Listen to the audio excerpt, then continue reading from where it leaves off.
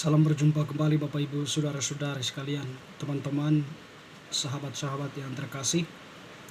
Pada kesempatan ini saya mengajak kita kembali lagi mempersiapkan sedikit waktu untuk mendengarkan sabda Tuhan yang kita ambil dari Penginjil Matius bab 17 ayat 1 sampai 19.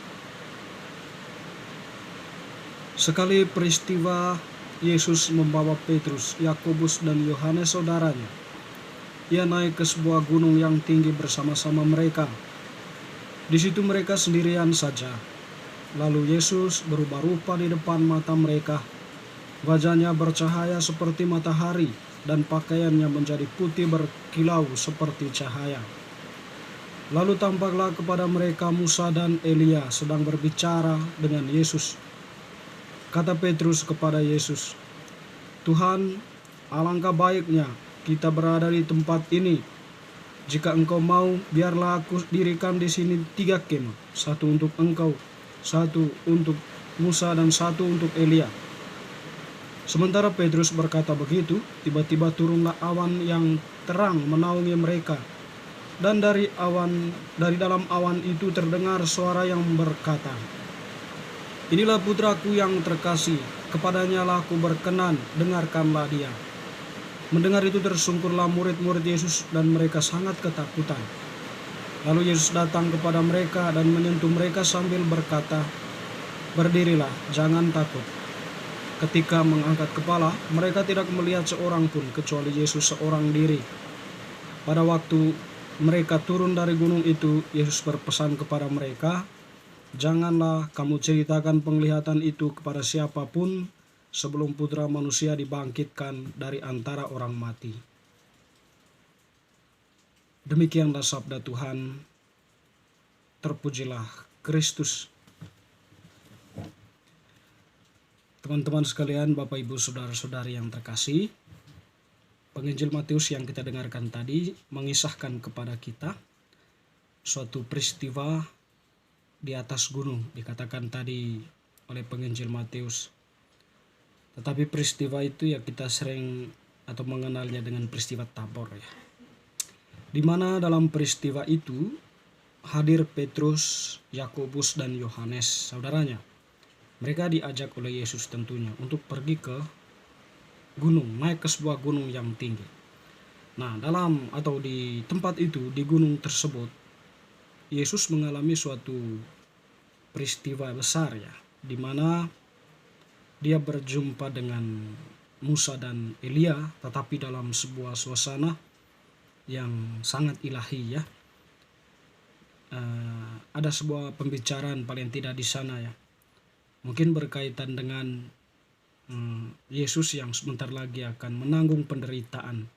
Kehadiran kedua tokoh itu mungkin memberikan peneguhan, kekuatan kepada Yesus, serta setidaknya kehadiran mereka hendak memberikan sebuah pesan baru bahwa perjuangan Yesus menyelamatkan manusia merupakan perjuangan Allah yang penuh kasih, Allah yang berbelas kasih kepada manusia.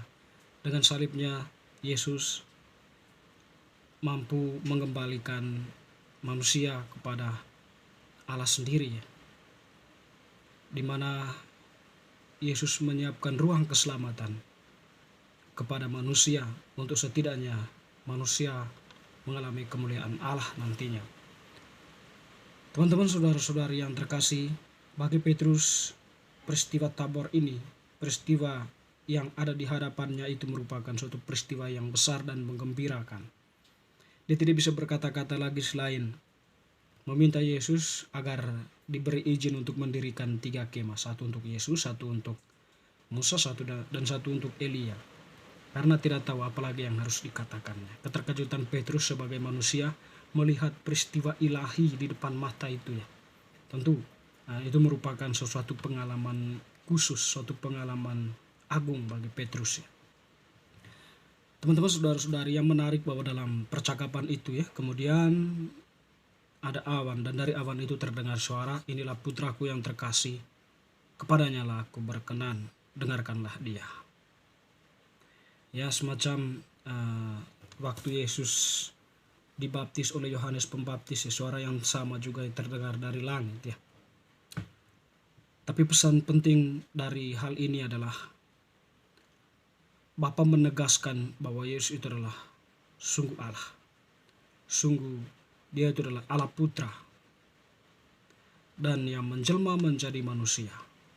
Dalam posisinya sebagai manusia, dia mengajarkan apa yang dikehendaki oleh Allah, atau dia menyampaikan, Allah berbicara kepada manusia.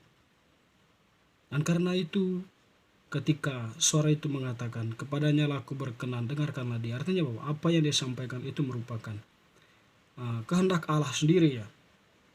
Allah yang berbicara kepada mereka, dan itu adalah sebuah kebenaran yang diajarkan oleh Yesus, adalah sebuah kebenaran. Dengan demikian tidak ada keraguan sebenarnya di sana. Orang mestinya percaya bahwa apa yang dikatakan Yesus itu adalah benar, sungguh merupakan kehendak Allah, atau Allah yang berbicara kepada manusia, menyampaikan apa yang menjadi poin-poin penting yang mestinya didengarkan oleh manusia dan dilakukan serta dihayati dalam kehidupannya, dengan tujuan untuk membangun kehidupan kemanusiaan serta kehidupan pada umumnya. Teman-teman, saudara-saudari yang terkasih, peristiwa ini tentu merupakan peristiwa mulia, ya, bagi ketiga rasul tadi. Dan karena itu bagi Yesus sendiri juga, karena ketiga rasul itu mengalami itu, dia menyampaikan pada akhirnya supaya jangan disampaikan dulu kepada banyak orang tentang pelihatan yang kamu lihat itu, sebelum Yesus sendiri bangkit dari antara orang mati. Dan satu peristiwa emosional, ya, berhadapan dengan peristiwa itu tadi, ya. Setelah mendengarkan suara dari Allah, ketiga rasul itu ketakutan, ya. Ya, ini sebab tadi itu merupakan sebuah peristiwa yang jarang terjadi, ya, dan mereka alami sendiri. Yesus pun berkata, berdirilah, jangan takut, ya. Ketika Yesus berusaha untuk meneguhkan mereka, untuk memberikan kekuatan pada mereka, memberikan penghiburan. Nah, Yesus tidak pergi, tapi senantiasa ada bersama mereka. Berdirilah, jangan takut. Itulah kata-kata Yesus kepada para murid yang ada dalam ketakutan itu.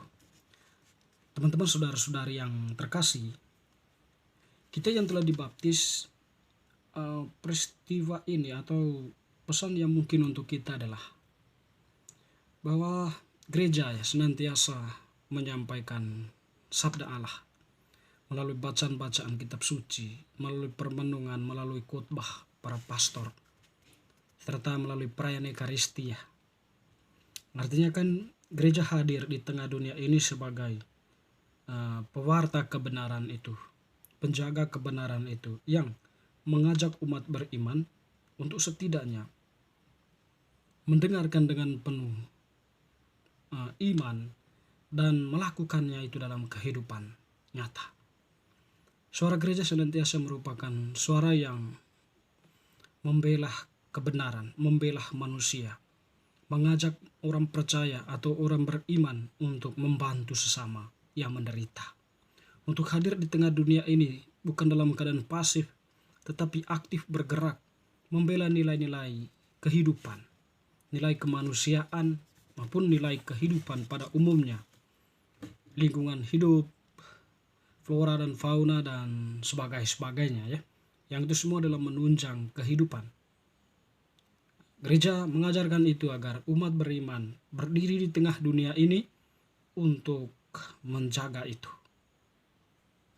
Dan penderitaan Yesus yang nantinya akan dialaminya merupakan sebuah pesan untuk kita bahwa untuk mencapai kemuliaan Allah kita mesti berkorban.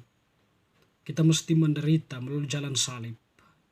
Dan kemuliaan itu bisa diraih hanya dengan jalan salib atau penderitaan. Kemuliaan disediakan oleh Yesus, atau keselamatan itu disediakan oleh Yesus melalui salibnya. Manusia berjuang untuk bisa meraihnya dengan jalan tadi itu, melakukan apa yang diajarkan oleh Allah sendiri melalui gerejanya. Hadir di tengah dunia ini sebagai sungguh-sungguh manusia yang membawa duta atau yang menjadi duta kebenaran Allah. Hadir di tengah dunia ini memancarkan kebaikan, memancarkan cinta, memancarkan semangat persaudaraan. Teman-teman, saudara-saudari yang terkasih, semoga bacaan hari ini semakin meneguhkan iman kita untuk senantiasa mendengarkan Allah yang berbicara melalui gerejanya maupun pengalaman hidup kita, dan melakukannya dalam kehidupan nyata. Semoga, amin.